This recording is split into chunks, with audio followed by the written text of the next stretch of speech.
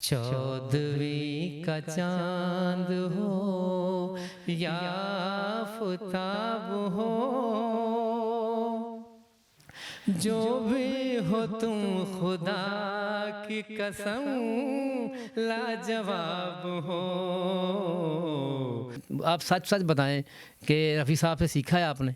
मैंने कहा यार I was 3 years old at that time when he passed away, कि मैं तो 3 साल का था जब वो हाँ गुजर गए। तो काश कि वो होते, ठीक है ना, अगर वो होते तो क्या बात थी। वो मेरे रूहानी उस्ताद हैं। एहसान तेरा होगा मुझ पर, दिल चाहता है वो कहने दो मुझे, तुमसे मोहब्बत हो गई है मुझे, पलकों की छाँव में रहने दो। अस्सलाम वालेकुम नाज़रीन व सामाइन, डिजिटल रंग के प्लेटफॉर्म से शुएब हसन आपसे मुखातिब है। आज हम मौजूद हैं एक ऐसे शख्स के पास कि जब वो गाते हैं तो ऐसा लगता है कि हम पुराने ज़माने यानी मोहम्मद रफ़ी के ज़माने में जा चुके हैं। आपने बहुत से लोगों को रफ़ी को गाते हुए सुना होगा और तारीफ़ भी की होगी आपने कि आप बहुत अच्छा रफ़ी गाते हैं, लेकिन जब आप इनको सुनेंगे तो फ़ैसला करना आपके लिए मुश्किल हो जाएगा कि ये रफ़ी गा रहे हैं या शाहिद साहब। हमारे साथ मौजूद हैं शाहिद साहब, उनसे जानते हैं कि सिंगिंग का शौक़ उनको कैसे आया। अस्सलाम वालेकुम। वालेकुम सलाम शेख साहब। शाहिद साहब कैसे हैं आप? ठीक ठाक? अल्हम्दुलिल्लाह, शुक्र अल्लाह का। अच्छा, ये सिंगिंग का शौक़ कैसे आपको आया? असल में शुएब भाई, सिंगिंग का शौक़ मेरे घर में, मुझे बचपन से ही मुझे शौक़ था। दूसरा मेरे घर से ये डेवलप हुआ। मेरे अंकल लोग रफ़ी साहब को बहुत सुनते थे। उनकी पुरानी जो फ़िल्में, इंडियन फ़िल्में जो थी, उनमें आपने देखा बेसिकली रफ़ी साहब के सारे सॉन्ग होते हैं। तो आपको कब पता चला कि मैं रफ़ी को गा सकता हूँ? I was 14 year old at that time. तो जब आप गाते थे स्कूल में या कहीं भी, तो लोग तो कहते होंगे कि यार आप रफ़ी को गा रहे हैं तो ये तो मुश्किल काम है।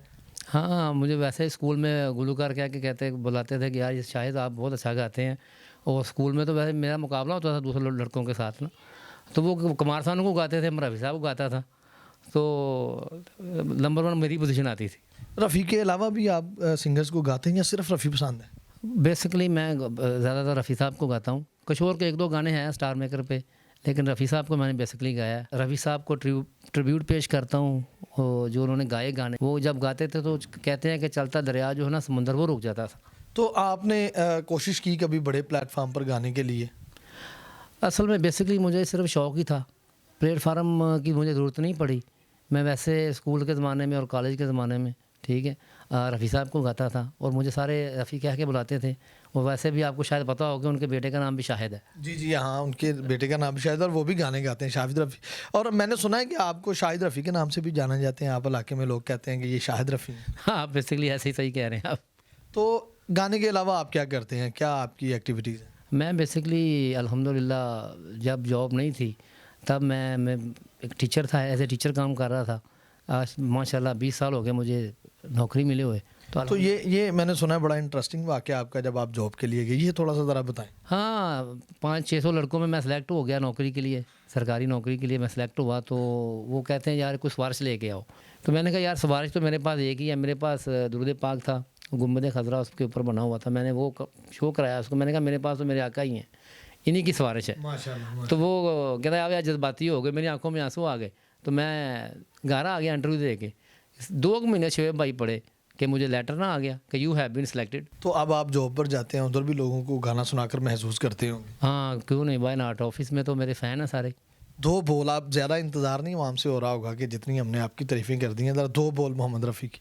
तेरी आँखों के सिवा दुनिया में रखा क्या है, ये उठे सुबह चले, ये झुके शाम ढले, मेरा जीना मेरा मरना इन्हीं पलकों के तले, तेरी आँखों के सिवा दुनिया में रखा क्या है। अच्छा, आप माशाल्लाह बहुत अच्छा आपने गाया मोहम्मद रफ़ी को। जब भाभी नाराज़ हो जाती हैं, तो उनको भी गाकर मनाते हैं? हाँ, वाई नॉट, क्यों नहीं, मनाना पड़ता है जी होम मिनिस्टर को। उनको तो मैं वैसे बेसिकली यही कहता हूँ कि अजी हमसे बच कर कहाँ जाइएगा, जहाँ जाइएगा हमें पाइएगा। अजी रूठ कर अब कहाँ जाइएगा, जहाँ जाइएगा हमें पाइएगा। अजी हमसे बच कर। क्या कहने शाह साहब, यकीन करें मैं इधर अगर देखूं तो मुझे ऐसा लगता है कि जैसे मोहम्मद रफ़ी साहब गा रहे हैं, और मोहम्मद रफ़ी साहब को गाना एक मुश्किल काम है। कोई ऐसा इंसिडेंस जब आपने रफ़ी को गाया हो तो किसी ने तजस्सुस का इजहार किया हो कि ये कौन गा रहा है? मैं स्टार मेकर ऐप पे गाता हूँ, तो क्या कहते हैं वहाँ पे वो व्यूवर्स के कमेंट्स आ रहे थे लिसनर्स के कि यार अब एक ने कहा कि यार लगता है आपके गले में ना रफ़ी साहब ही रहते हैं, और दूसरे के कमेंट्स आए वो कहता है कि आप सच सच बताएं कि रफ़ी साहब से सीखा है आपने। मैंने कहा यार I was 3 years old at that time when he passed away, कि मैं तो 3 साल का था जब वो हाँ गुजर गए। तो काश कि वो होते, ठीक है ना, अगर वो होते तो क्या बात थी। वो मेरे रूहानी उस्ताद हैं। ठीक हो गया। तो शाह साहब एक गाना रफ़ी साहब का मुझे याद आ रहा है, 14वीं का चांद हो, सुना सकते हैं आप? क्यों नहीं। 14वीं का चांद हो या आफताब हो, जो भी हो तुम खुदा की कसम लाजवाब हो।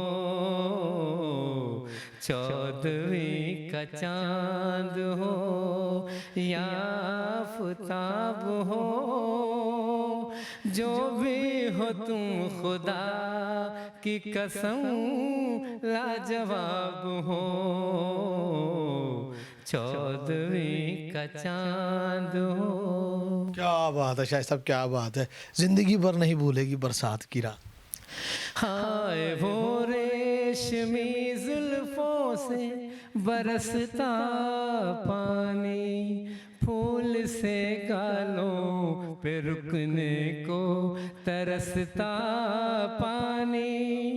कभी देखी ना सुनी ऐसी हो, कभी देखी ना सुनी ऐसी तिलिस्मात की रात। जिंदगी भर नहीं भूलेगी वो बरसात की रात। एक अनजान हसीना से मुलाकात की रात, जिंदगी भर नहीं भूलेगी। जी नाज़रीन सामाइन, आपने शाहिद रफ़ी साहब की आवाज़ सुनी और आपने देखा कि किस कदर खूब तरीके से वो रफ़ी साहब को निभाते हैं। कमेंट सेक्शन में अपनी राय से ज़रूर आगाह कीजिएगा। अपने मेज़बान को दीजिए इजाज़त। अल्लाह ने के बाद।